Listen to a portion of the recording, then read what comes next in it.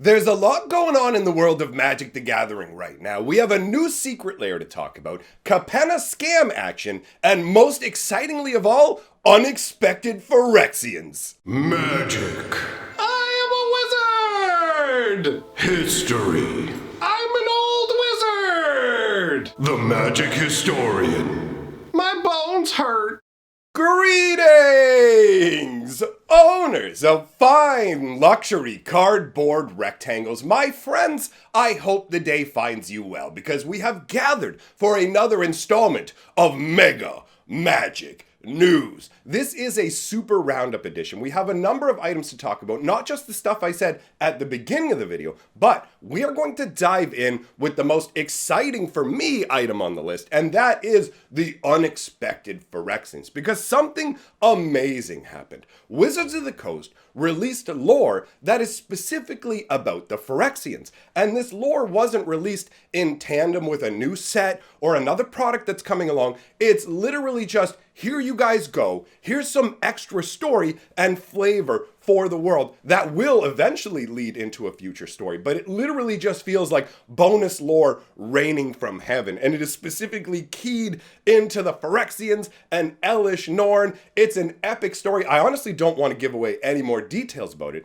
because you should check it out yourself. So I have made a lore video where I cover all of it, so if you'd like to hear the story, it will be linked at the end of the video. It will also be available down in the comment section, and I strongly advise you to check it out because it is sweet, all right? Now that that is out of the way, let's talk about the secret lair. Up on the screen, you're going to see an image. This secret lair we're talking about is yet another one of the astrological secret layers, all right? So this one is specifically the Taurus secret lair, and I will say one thing about these secret lair cards specifically. They are teaching me more about the different horoscope signs because I've always kind of viewed them on the same level as fortune cookie sort of things, right? You read it in the newspaper and it says, something might happen to you. You might bump into a guy, tickle somebody, maybe they'll smile. Do you know what I mean? Like, that's how horoscopes always came across to me, so I never really got into it. But there are people who are hardcore into it, and apparently I knew that the Taurus was represented by the bull,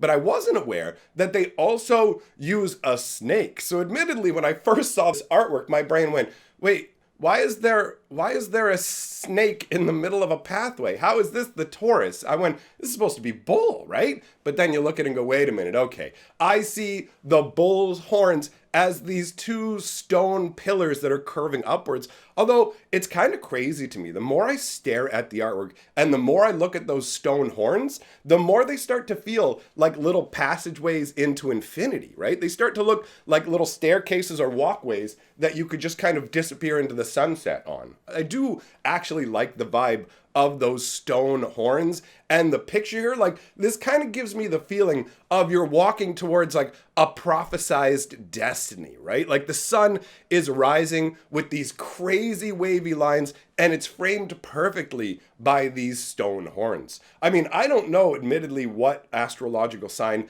I would assign to forests specifically, right? Some of them, it feels like it's easier. Hey, oh, are you an Aquarius or whatever? Well, there you go. That's got a water kind of vibe to it. But with the bull, it's like, I mean, I guess I feel like maybe reddish, but if it's also represented by snakes, then you've got the green vibe. This feels kind of different than the previous horoscope lands that we've seen as well. There's just something about it. Maybe it's because the other ones don't have as much around the edges of the artwork, and it's more like central with the reddish aspect of it, because all these artworks make up one big kind of panorama as well. As far as I understand, the artist was probably hired to paint this gigantic thing, and Wizards busted it down into 12 different units. So if you're not familiar already with how these astrological secret layers work, it's pretty straightforward. Each of them comes with 5 cards. So this one will come with 5 copies of this particular forest. Now, it will be available on sale for the rest of the year. So for any month throughout the rest of the year you want to grab it, go ahead, no problem. It is a weird tweak of these particular astrological secret layers that as we progress down the chain, each one will be available for a less amount of time, right? So once you get down to near the end of the year, you're going to have secret layers that are only available for a month or two, as far as I understand it. And then they're going to also offer up like the full entire package in case you'd like to buy 12 secret lands that are full of just basic lands. Now, it does remain to be seen what's going to happen in terms of the cycle of lands, right? Because we have 5 types of basics normally, and we have wastes. So is Wizards going to do 5 type of basics, 5 type of basics, and 2 wastes? Or are they going to do 5, 5, and just pick 2 other lands to give a little bit of extra treatment to, some additional islands? I do have some questions about how this horoscope secret layer works overall. But that's really all I have to say about this. Let's move on to the next item on the list, and that is multiple Capenna issues. Some are Wizards' fault, some are not. So on the Wizard side of things, what's going on is some people are experiencing an issue where with English boxes of new Capenna, they are actually getting rares from different languages. Specifically, I've seen German ones showing up. Now, this is not a widespread issue. It's just something to be aware of. I doubt that most of you will encounter it, but since we're on the subject of Capenna and I was talking about scams anyways, I figured I would just toss that in. So, on the Capenna scam front, right now, there is a massive wave of scamming going on that is above the normal levels. And every once in a while, I like to pop in and point out the types of scams that are going on so you know what to avoid. As somebody who's been scammed multiple times in the past through different variations, I know how bad it feels. So to have somebody clue you in can be helpful, all right? So this particular scam is one of the most egregious types. It's the box scam, where somebody essentially crafts an eBay listing that is written in a way that will make you think you're buying a collector booster box. And you are, but you're just buying the box. So they will send it out with either 0 boosters or 1 booster. They'll put this big listing with all the details. It will look 100% legitimate, but you have to dive in and it will be fully disclosed, because as long as they fully disclose that they are selling you an empty box, that isn't against eBay's rules. As long as all the terms of the listing are 100% accurate, then it's like buyer beware, you should have paid attention. Now, as far as I recall, these scams really started back in the day of the first Modern Horizons. Modern Horizons caused a crazy frenzy. People could not get enough of it. It was flying off the shelves. It was an incredible product. So as a result, that's the first time I ever saw these kind of scams appear. But with Capenna, they have flooded. They're all over the place. eBay is rife with them. So I thought that I would let you know. And actually, we have another thing to talk about in terms of eBay, because they have a brand new policy that they're using specifically for graded cards. Specifically for ones that are $2,000 or above, right? Now, the threshold for this will come down over time, but eBay is taking Magic the Gathering and other trading cards very seriously now. So how it's going to work is if you're trying to sell a graded card on eBay, if its price threshold is above $2,000, which will eventually be dropped down to $250, but if your price threshold is above $2,000, what's going to happen is, as the seller, you're going to be required to mail your graded card to PSA, and they will have an independent team basically go over the posting, and they won't open up the sealed card, right? It's still going to stay in its case, but they will verify that the actual case itself is genuine and hasn't been tampered with. So we saw before that they were starting a verification service where you could send them cards, like basically when you sold a card, it would be sent through a verification process, but that was for ungraded cards. This is specifically a new service that is targeting graded cards, and the language on the eBay website's pretty interesting. It talks about how players become collectors and how collectors become investors. So eBay is taking like a firm stance on setting things up for really high-end Magic sales. Now the question becomes, will this additional hassle drive away the high-end Magic card market from eBay, right? Because we're talking about additional delays and additional fees. Now they've specified that when these cards are sent to PSA, they're not going to be sent to the people who are dealing with the PSA backlog, because if you aren't aware, all of the grading services have been absolutely swamped in the last like year and a half or so, because there was this massive Pokemon boom and craze that caused tons of people to, oh, smacking the mic, you like the sound of that? So it caused a ton of people to get into the, like, just speculating on buying cards and trying to flip them, and they know if they're graded that they're worth more money. So you end up with a scenario where you have a ton of people sending in a bunch of cards that really don't need to be graded and won't get any additional value, but there they are clogging up the system. So PSA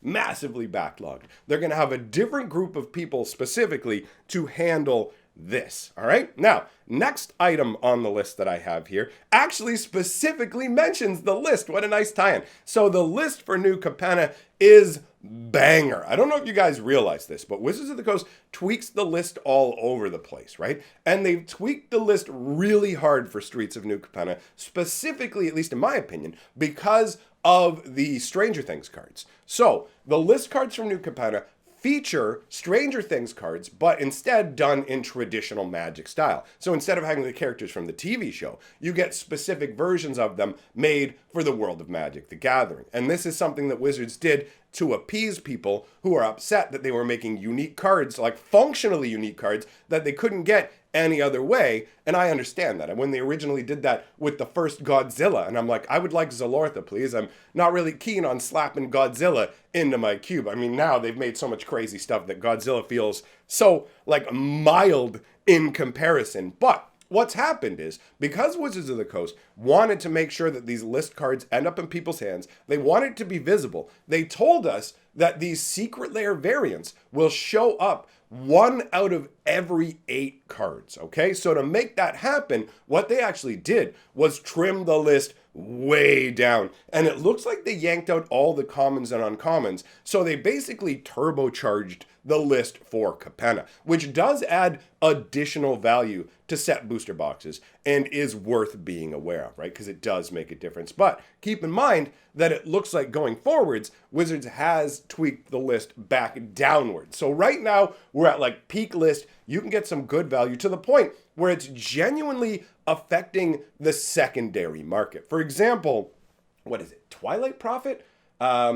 Is this, it was like $40. It was a $40 mythic rare, right? And then the list card comes out, boom. It's like, oh, look at me. Now I'm $30. And then people start to open more packs. Like Capenna has only been out for like less than 2 weeks, roughly, depending on how you factor in the pre-release or whatever. But Capenna basically just came out. And these list cards are coming in at such a high frequency that it's affecting the secondary market in a noticeable way. It's been 2 weeks and these things are down to like 10, 12 bucks, which is great for people who want to get their hands on it. You know what I mean? On one hand, you could go, by doing this, I'm not getting as much value, right? Because it's like, well, yeah, I got this card, but it's worth a lot less. Yeah, but at the same time, you have a higher increased chance of getting these cards. So you have a much lesser chance of getting the $40 version, or you've got a higher chance of getting a $10 or $12 version and not having that feels bad moment when you get one of the completely awful commons or uncommons